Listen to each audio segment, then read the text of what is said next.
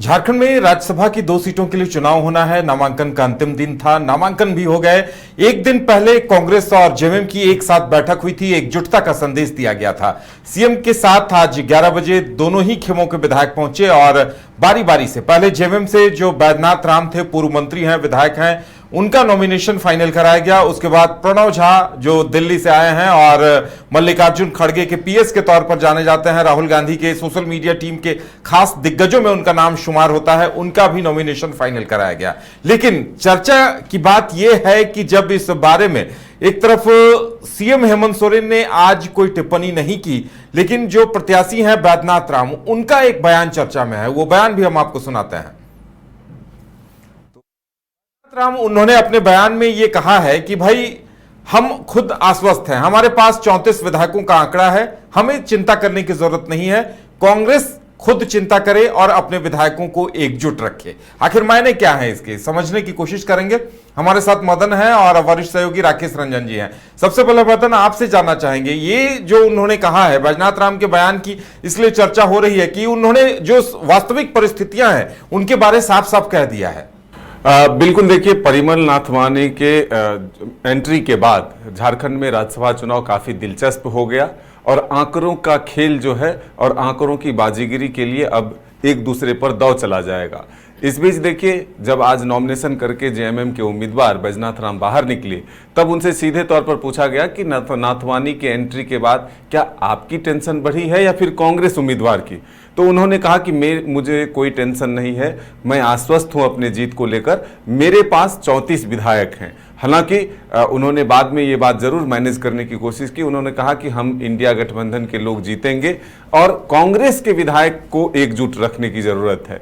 अब देखिए, सबसे बड़ा विषय यह हुआ कि मुख्यमंत्री के पास यह प्रस्ताव रखा गया कि सभी विधायकों को एक जगह क्या बाहर शिफ्ट कर दिया जाए, एकजुट रखा जाए। लेकिन अब ये चीजें निकल कर आई कि एसआईआर के बहाने अब आरजेडी और जेएमएम ने इसका विरोध किया कि नहीं, ऐसी कोई परिस्थिति नहीं है जिसके चलते बाहर ले जाया जाए।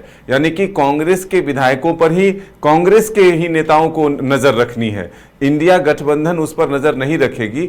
और इसे एसआईआर को लेकर के खारिज कर दिया गया कि कहीं बाहर भी विधायकों को शिफ्ट किया जाए।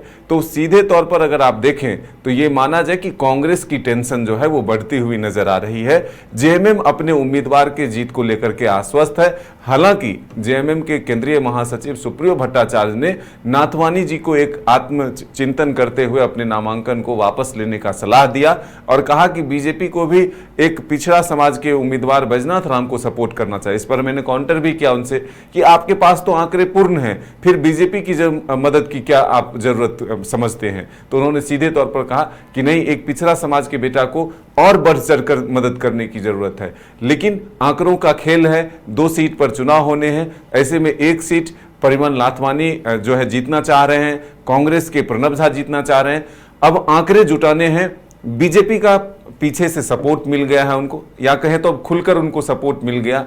नाथवानी जी के बारे में हमने वाम दल के विधायक से भी बातचीत की। उन्होंने साफ तौर पर कहा कि नाथवानी जी का झारखंड में जो कार्यकाल रहा है वो काफ़ी बेहद शानदार रहा है। कई काम ऐसे उन्होंने किए हैं जो यादगार है। और उन्होंने ये भी कहा कि सभी दलों के नेताओं से उनका संबंध अच्छा है।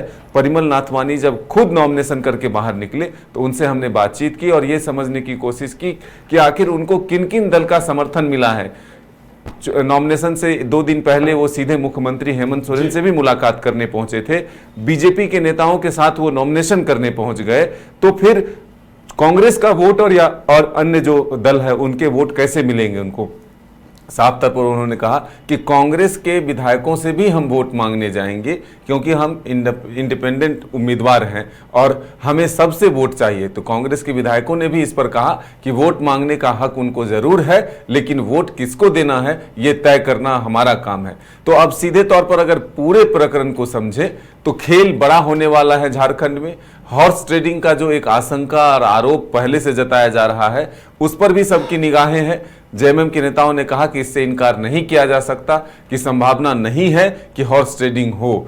तो ऐसे में कौन विधायक क्रॉस वोटिंग करता है, कौन विधायक अपने पार्टी लाइन से बाहर जाकर वोट करता है और कौन विधायक परिमल नाथवानी के साथ बढ़ चढ़कर खड़ा होता है, ये देखने वाली बात है। लेकिन सरयू राय ने जो स्थानीयता की बात की थी उस पर उन्होंने आज अपना एक बयान दिया कि उन्होंने कहा कि परिमल नाथवानी लंबे समय तक झारखंड में काम कर चुके हैं, वो झारखंड के बेहतर विकास के लिए काम करते रहे हैं, इसलिए उसमें बाहरी और भीतरी का कोई फर्क नहीं है।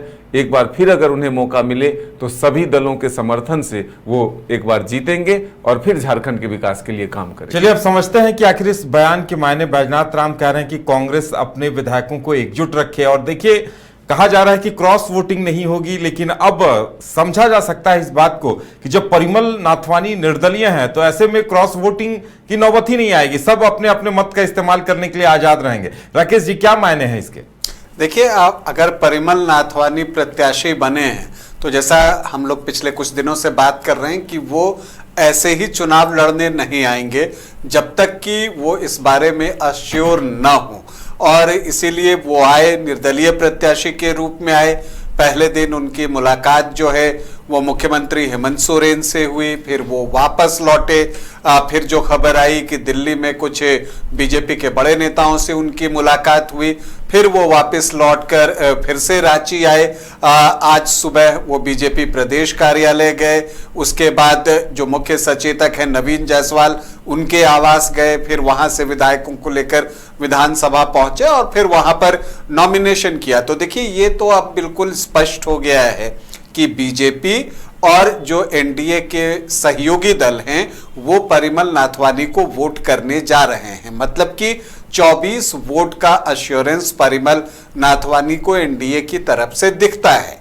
जरूरत और 4 वोटों की है, तो वो देखना है कि वो परिमल नाथवानी कहां से लेकर आते हैं। हालांकि उन्होंने ये बातें कही हैं कि उनके रिश्ते सभी से अच्छे हैं, और उन्होंने ये उम्मीद भी जताई है कि सत्ता पक्ष से भी उनको समर्थन मिलेगा। जब वो ये पंक्ति कहते हैं कि सत्ता पक्ष से भी समर्थन मिलेगा, तो ये कांग्रेस प्रत्याशी प्रणव झा की धड़कनें बढ़ाने के लिए काफी हैं। और देखिए, जैसा कि अभी मदन जी ने भी बताया कि जिन नेताओं से इनकी बातचीत हुई है उनमें से ज्यादातर ने ये कहा कि परिमल नाथवानी का जो कार्यकाल है वो यहाँ पर अच्छा रहा है और उनके काम की तारीफ भी की। तो जब ये बातें सामने आती हैं तो ये तो परिमल नाथवानी की उस बात पर मुहर लगती है कि उनके रिश्ते सभी से अच्छे हैं, और इसीलिए झारखंड का चुनाव जो है वो रोचक हो गया है। कांग्रेस के सामने चुनौती 28 विधायकों की है कि वो कैसे आए, क्योंकि देखिए अगर अंक गणित देखिए तो 56 विधायक है, 28-28 बंट जाएं तो फिर कुछ भी मामला तीसरे के लिए कुछ नहीं बचेगा। लेकिन यहां पर वो संदेह क्लियर हो रहा है कि क्या परिमल नाथवानी जो है वो 24 वोटों से ज्यादा वोट लेकर आएंगे। देखिए, जयराम महतो किधर जाते हैं, एक सवाल तो वो भी है कि क्या जयराम महतो समर्थन करते हैं परिमल नाथवानी का, या वो इंडिया ब्लॉक के जो उम्मीदवार हैं उनमें से किसी को समर्थन करते हैं, और उनमें से समर्थन करते हैं तो किनको करते हैं। तो बहुत सारी चीजें जो है वो अभी फैसला आना बाकी है। 18 जून को चुनाव है, तो रोज जो है परिस्थितियां बदलेंगी, और ये झारखंड में जो राज्यसभा चुनाव है अगर पिछले 4-5 दिनों को आप देखें तो हर पल जो है परिस्थिति बदलते रही है, कभी किन्हीं का नाम कभी किन्हीं का नाम। लेकिन अब लगभग ये तय हो गया है कि ये एक ट्रायंगुलर फाइट स्थिति बन चुकी है, और यहाँ पर परिमल नाथवानी जो है एक सशक्त दावेदार हैं, और ऐसे में जो महागठबंधन के विधायक हैं उनको अपने विधायकों पर जो है उनको एक तरह से साथ लेकर चलना होगा। क्योंकि देखिए, ये डर तो है, प्रणव झा ने भी कहा कि धनबल के जरिए जो है चुनाव लड़ने की कोशिश की जा रही है, इससे हॉर्स ट्रेडिंग को बढ़ावा मिलेगा। तो ये चीजें बताती हैं कि जो कांग्रेस के प्रत्याशी हैं और जो कांग्रेस है उसको इस बात का डर तो जरूर है कि विधायक छिटक सकते हैं। नहीं तो अगर हॉर्स ट्रेडिंग कब होता है, जबकि कोई तैयार हो उस हॉर्स ट्रेडिंग के लिए, तभी तो जाकर वो बातें होती हैं। लेकिन जब ये बातें वो कह रहे हैं तो एक अंदेशा तो है। हालांकि विश्वास जो है महागठबंधन के सभी जो सहयोगी दल हैं उन्होंने व्यक्त किया है कि महागठबंधन आराम से दोनों सीटें निकाल लेगी। सुप्रियो भट्टाचार्य जो कि जेएमएम के महासचिव हैं, उन्होंने भी स्पष्ट किया है और उन्होंने कहा कि देखिए, मैं पहले से ही कह रहा था कि राज्यसभा चुनाव के दौरान बीजेपी खेल कर सकती है, उसकी शुरुआत जो है वो हो चुकी है। हालांकि उन्होंने एक बात ये जरूर कही है कि परिमल नाथवानी को क्या बीजेपी के सारे विधायक वोट देंगे, ये भी एक सवाल करके उन्होंने छोड़ दिया है। इस बीच मैंने सुबोधकांत सहाय का भी एक इंटरव्यू कहीं पर देखा, उसमें उन्होंने एक राजनीतिक बयान जरूर दिया है और जो रणनीति के लिहाज से महत्वपूर्ण है। उन्होंने कहा कि ये मुख्यमंत्री हेमंत सोरेन के रसूख का सवाल है, उनके गुडविल का सवाल है। तो अब उनको भी पता है कि जब तक जेएमएम का पूरा समर्थन कांग्रेस प्रत्याशी को नहीं होगा, मुश्किलें होंगी। प्रणव झा ने भी कहा कि हम हेमंत सोरेन के कुशल नेतृत्व में जो है ये दोनों सीट निकालेंगे। तो स्थिति बहुत रोचक बन गई है। लेकिन देखिए, जेएमएम के लिए कोई बहुत तनाव वाली स्थिति नहीं है। बैजनाथ राम आराम से वो सीट निकाल लेंगे। अब देखना यह है कि जो रणनीतिकार हैं जेएमएम के, वो बैजनाथ राम के लिए कितना वोट अलॉट करते हैं। क्या वो 28 वोट अलॉट करते हैं, 29-30, कितने वोट वो अलॉट करते हैं बैजनाथ राम के लिए? क्योंकि देखिए, एग्जैक्ट 28 वोट अलॉट करने में एक खतरा हमेशा बना रहता है कि अगर एक वोट भी इनवैलिड हो गया या तो वो प्रत्याशी आपका सेकंड प्रेफरेंस वाले कैटेगरी में चला जाता है। तो इस वजह से आप मानकर चलिए कि यहां पर जेएमएम जो है ये हो सकता है कि बैजनाथ राम के लिए ज्यादा वोटों की व्यवस्था करे, जैसा कि बिहार में नीतीश कुमार और नितिन नवीन के लिए 41 के बजाय 44 विधायकों के वोट सुरक्षित किए गए थे कि इन दो सीटों पर कुछ भी उलटफेर ना हो सके।